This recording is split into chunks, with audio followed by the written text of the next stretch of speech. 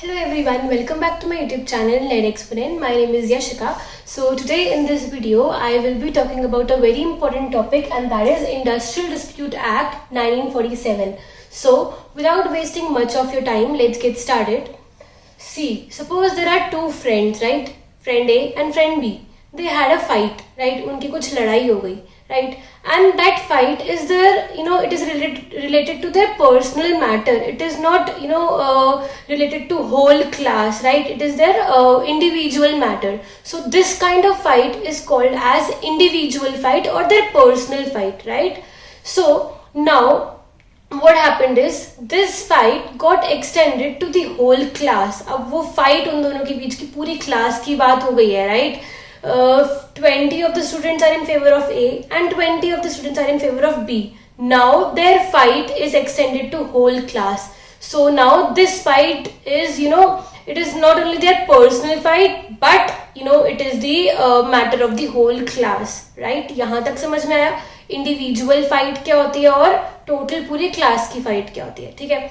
Now when two friends fight and it is extended to the whole class, then what will be the result of this fight? It will hamper it will create tension between these students and it will hamper the peace of the class, right?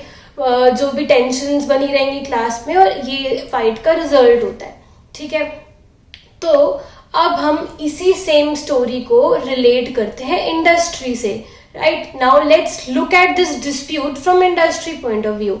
Now, if I look from industry point of view, fight can be between employer and employee, मतलब मालिक और labour के बीच में fight, या फिर workman और workman के बीच में fight, right?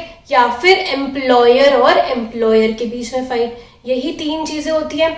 These are the three conditions, right? कि fight किस किस के बीच में हो सकते हैं. The dispute can be between employer and employee, employee and employee, या employer and employer, right? This is the the dispute which can arise, right?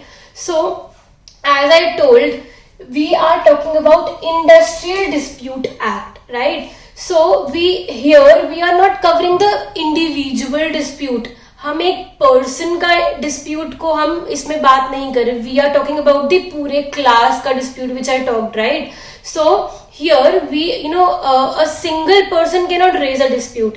The dispute can be raise by group of people, by plurality of people, right? Only then it is called as industrial dispute. ठीक है, यहां तक समझ में आया? अब industry की definition क्या होती है? इंडस्ट्री में क्या क्या चीजें कवर होती हैं? By industry, we do not just mean the whose main objective, main motive is to earn profit. In industry, we are also covering the not-for-profit organizations also whose main objective is not profit, right? तो हम दोनों चीजें cover करते हैं इसके अंदर. यहाँ तक समझ में आया कि इंडस्ट्रियल डिस्प्यूट के अंदर क्या क्या मैं बात कर रही हूँ, ठीक है? अब डिस्प्यूट हो गया. So this act, the main objective of this act is to reduce the tension between the people, to maintain industrial peace, and there should be some machinery so that the dispute can be settled, right? अगर दो लोगों के बीच में dispute हो गया, मतलब लोगों में dispute हो गया, so there should be something to settle these disputes. Settle कैसे होंगे वो? So this act deals with all these provisions, right? कि हम उस डिस्प्यूट को सेटल कैसे करेंगे और ऐसा क्या हो कि हम डिस्प्यूट होए ना, उसे प्रिवेंट कैसे कर सके. So this act 1947 industrial dispute act deals with all these provisions, right? So अब एम्प्लॉयर या एम्प्लॉय के बीच में डिस्प्यूट तो हो गया, ठीक है? इसकी वजह से टेंशन हो रही है बहुत और इंडस्ट्रियल पीस नहीं है हमारी इंडस्ट्री में, right? So now what will be the consequence of this? इससे होगा क्या? इससे चार चीजें हो सकती हैं which we will be talking here. First is strike, right? Strike का मतलब समझते हो ना? हमारी मांगे पूरी करो, धरना देना, right? Strike is done by the employees. अगर if employees are angry with the employer, they can go on strike. वो धरना दे सकते हैं. This is called strike. Strike in law terms में मैं बात करूं, it means cessation from doing work or quitting or stoppage of work. When employees they they quit their work or they stop work, then it is called as strike, and it is done by the employees कि क्योंकि उनकी demand पूरी नहीं हो रही है, may B because of the working conditions of the industry और because they are not paid wages, adequate wages और working hours and anything, right? So कुछ भी चीज से उनकी डिमांड अगर पूरी नहीं हो रही, so they can go on strike, right? यहाँ तक समझ में आ गया? So now strike can be of various types.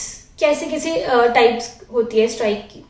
First is go slow strike. What do you mean by go slow? As the name suggests, go slow means when the employees, the workers, they are coming to the factory. वो आ रहे हैं अपनी workplace पे, but they are working very slowly. मतलब अगर वो generally 100 units manufacture कर रहे थे, तो वो आप कितने कर रहे हैं? 50. This means they are coming to the industry, they are coming to the workplace, but they are working very slowly. This is called go slow strike, right? Next kind of strike is pen down strike, right? Pen down, sit down. What do you mean by this? Pen down का मतलब workers will again be coming to the workplace, but they will not touch the equipments, जो भी machinery. That means they will not be working. They will come to the workplace, but they will not be working. This is a way of showing their anger, right? कि हम आएंगे पर हम काम नहीं करेंगे. This is called pen down. Now you would have heard of hunger strike, right? भूख हड़ताल. This is also one kind of strike. ठीक है? घेराव, picketing, ये सारे क्या है? Types of strikes हैं. अच्छा. Now I'll give you a very simple example. If I talk about countries like Japan and Germany. When the employees there, when the workers there, they are they want to show their anger to the employer. What they do is they work extra. वो ज़्यादा काम करते हैं, and this is the way of showing their anger to their employer, right? For example, if the normal working hour is 8 hours, they'll work for 10 hours. This is the way of showing their anger in countries like Japan and Germany. ठीक है? So this is all the types of strikes.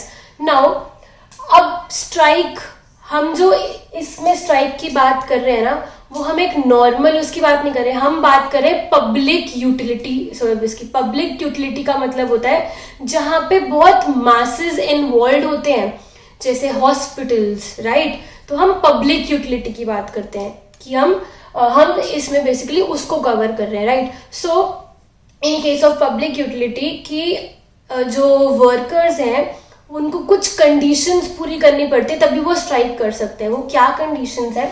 सबसे पहली बात ये, like if there is some case, some proceedings going on, there are some proceedings already going on, right? कि पहले से कुछ ना कोई केस चल रहा है, तो एम्प्लॉयर बोलेगा कि यार अब क्यों स्ट्राइक कर रहे हो, वो केस तो ऑलरेडी चल रहा है. So you cannot go on strike during the proceedings which are being carried out, and after 7 days of the proceedings. जो proceedings खत्म हो गई उसके 7 दिन तक भी आप strike नहीं कर सकते, और उसके during that period तो आप नहीं कर सकते. This is the first point, right? So second point is, when you want to go on a strike, you have to give 14 days notice, right, before going to the strike. आपको 14 days का notice देना पड़ेगा strike पे जाने से पहले, ठीक है? थर्ड पॉइंट क्या है? आप नोटिस के 6 weeks के बाद स्ट्राइक पे नहीं जा सकते, which means that if you want to go on a strike, you have to give a notice, and notice के 14 दिन से लेकर 6 weeks के बीच में आप कभी भी स्ट्राइक पे जा सकते हो. मतलब you can not go on a strike before 14 days and you can not go on strike after 6 weeks of giving the notice, which means आप 14 days से लेकर 6 weeks के बीच में स्ट्राइक पे जा सकते हो, right? Okay, so now if if the strike is illegal, आप इलीगल तरीके से स्ट्राइक पे जा रहे हो, मतलब आपने कोई नोटिस नहीं दिया, then you will be charged fine which can extend to ₹50 and or imprisonment for 1 month or both. आपको जो भी आपका punishment आपको मिल सकती है, right? So this was all about strike. I hope आपको समझ में आ गया strike क्या होता है. So the next thing is lockout. Lockout क्या होता है? लॉकआउट का मतलब होता है, जैसे स्ट्राइक कौन करता है? Strike is done by the employees, right. Lockout कौन करेगा? एम्प्लॉयर करेगा. ठीक है, जैसे स्ट्राइक पे एम्प्लॉइज बोलते हैं ना कि हमारी मांगे पूरी करो, ऐसे ही लॉकआउट में क्या बोलेंगे? एम्प्लॉयर बोलेगा कि ठीक है, आप मेरी बात नहीं मान रहे हो तो हम क्या करते हैं, I will temporary close the workplace and he will refuse to employ the people, कि ठीक है मैं टेम्पररी बंद कर रहा हूं. मतलब स्ट्राइक में when the employees are angry from the employer they will go on strike, whereas in lockout if the employers are angry from the employee they'll do lockout. ठीक है, और जो इसके जो भी प्रोविजंस है वो सेम स्ट्राइक वाले हैं, वही 14 डेज से लेकर 6 वीक्स तक, मतलब वही सब नोटिस देना और ये सब बिल्कुल exact same. They both have the same conditions, right. Strike और लॉकआउट का सेम है. यहां तक समझ में आ गया? ठीक है. Third point is lay off. Lay off का मतलब क्या होता है? ले ऑफ का मतलब होता है, suppose I am an employee, right. I went to my workplace and 2 घंटे तक मुझे कोई काम नहीं मिला.